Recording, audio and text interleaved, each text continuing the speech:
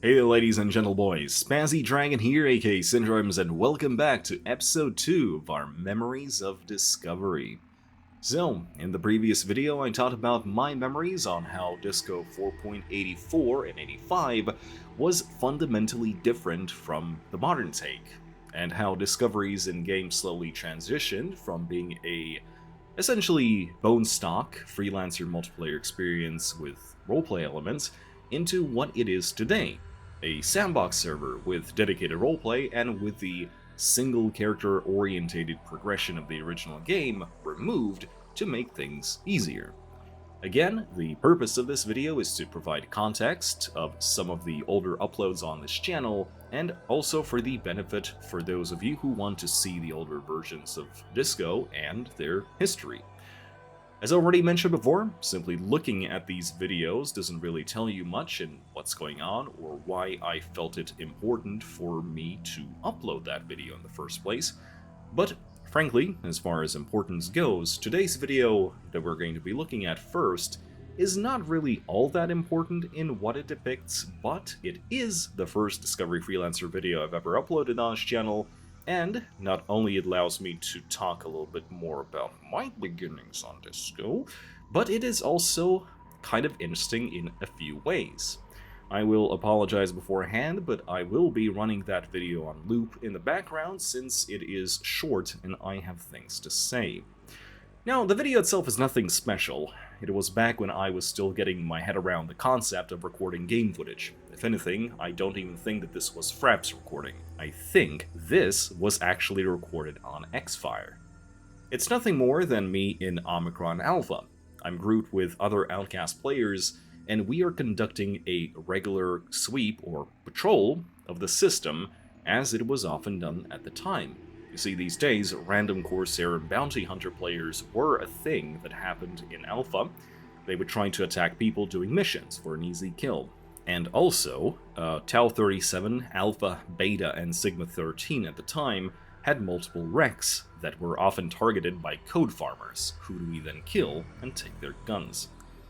In this footage you can see us encountering a Zoner ship, and yes, you can see that that Zoner is flying a Huntress, which at the time was actually still a Corsair destroyer before it was given to the Phantoms and later removed from the game along with all the other imports. You'll also notice that we're not really making a big deal about the Zoner flying a Corsair ship, and also the Order weapons. This is because back in those times, Zoners actually got a lot of preferential treatment, especially from unlawful factions that lived in the Edgeworlds, meaning that we allowed them to get away with a lot of crap.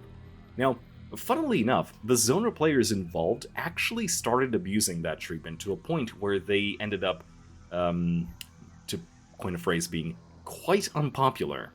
The Zoner neutrality meme is a long-standing one, but this video actually depicts a time where Zoner neutrality was, in fact, a thing.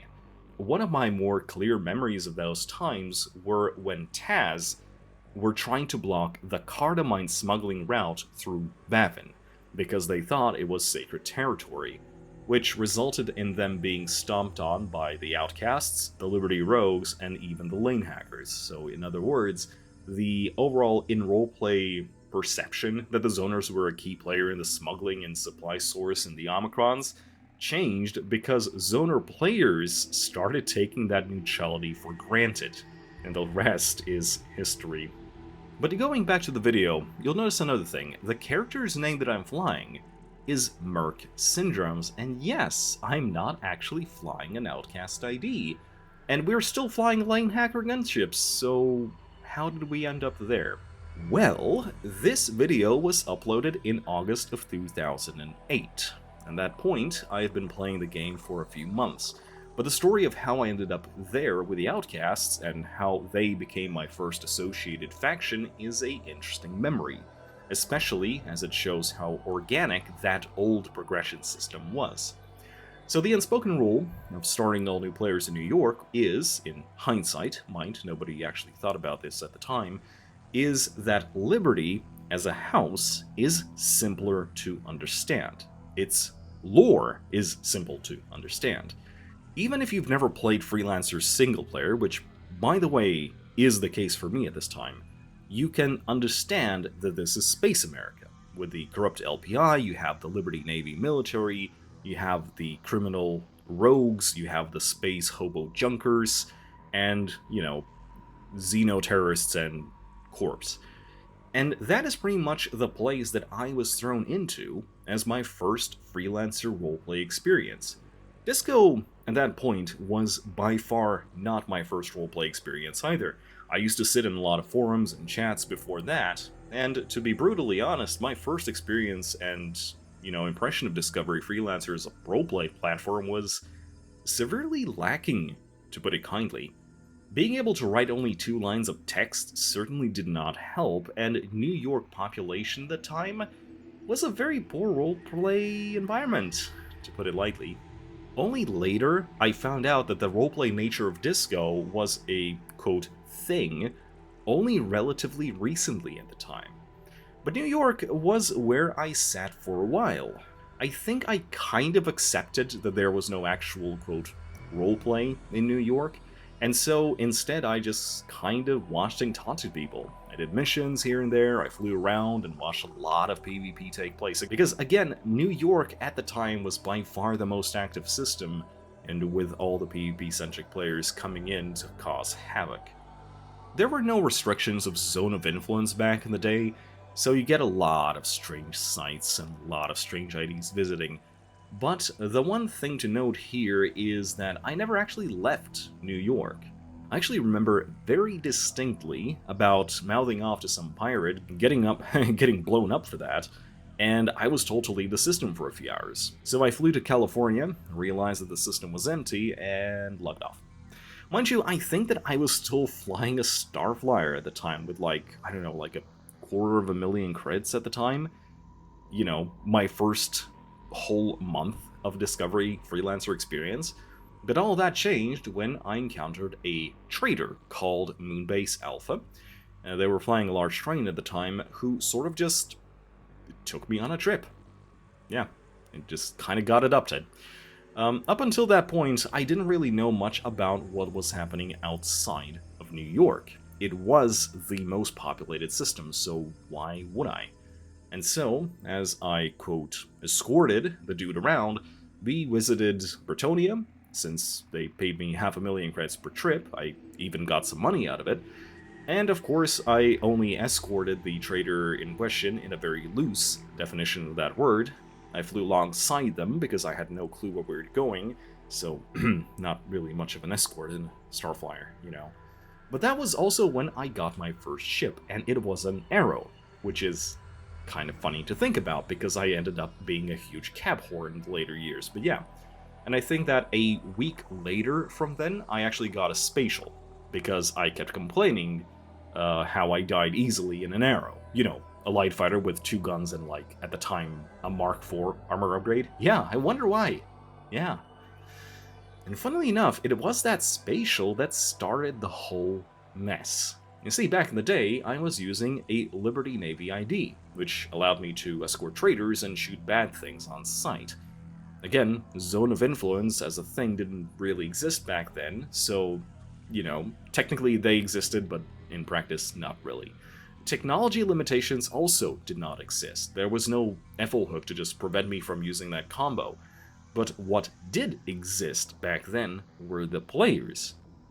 You see, I was approached at the time by the Liberty Navy official faction members, and their initial complaint was that the IMG, to which the Spatial Super Heavy Fighter belonged to at the time, were not exactly our allies, and they have done, sketchy things in the past, so...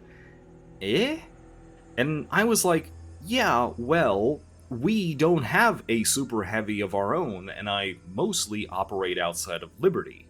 Of course, that was also not an agreeable answer, and so I was forced to ditch the ID and the guns that I had, and instead grab a mercenary ID, and I later basically got kicked out of Liberty, because, as it turns out, when you're asked if a Guardian is not good enough for you, the response that it looks like crap is apparently not good enough. I admit I might have been a little bit bitter about it, and so that bitterness culminated in what you can call my turns to the dark side moment, because not soon after I met a Outcast destroyer in Shikoku. And, you know, I just kind of went, hey, do you need a mercenary? Hint, hint.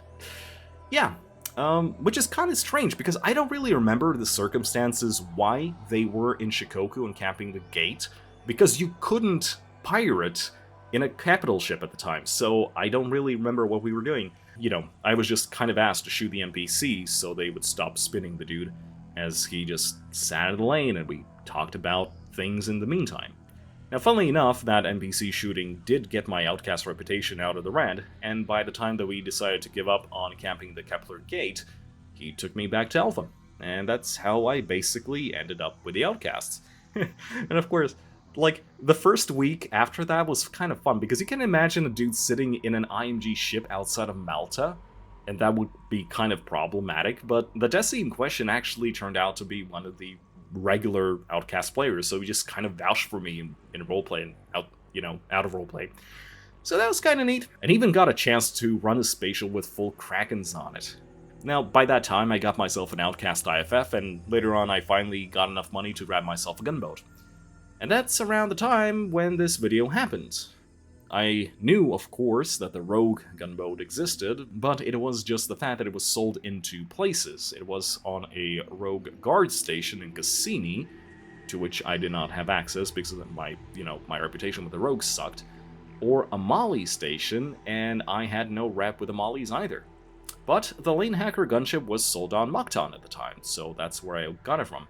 Now, the neat thing about all of this, and here we finally get to turn back to the original video that started this episode, is that obviously the Outcasts did not have a gunboat of their own, and so the Hacker and the Rogue ones were just the ones that the Rogue players used at the time. And everyone was kind of just used to that. They agreed that, hey, that's not really the Lane Hacker gunboat, right? It just looks kind of like it. And there were just people just rolled with it. It's honestly that sort of roleplay attitude that I kind of miss about the old disco, where things like that could be overlooked. Now, Merc Syndromes was my main character for a very long time, actually, for at least 2 years, if my memory serves right. Later, it transitioned into Arthur Degar, which I am sure is going to make an appearance on the series at some point later on, because it was during this time that I was also introduced to the Keepers, the then Nomad faction, and was suddenly reminded more than ever that ISCO is actually a roleplay server. The same with the 101st Ghosts of Rosgriz. Then, later on, the Liberty Rogues, as they came in for smuggling convoys, and in the end it was, just the official player factions that I encountered that elevated my experience of roleplay quality on the server. And eventually I wanted to contribute by joining them. But that is a story for another video. Thanks for watching this slightly rambly first video of mine. It was nice recalling how things used to be in Alpha at the time. I could reminisce on how we did raids on Gamma and to the Taus, and of course, but I am sure that we will have a chance to do that later. But we still have a few videos before that, so be well, fly safe, and I'll see you in the next episode.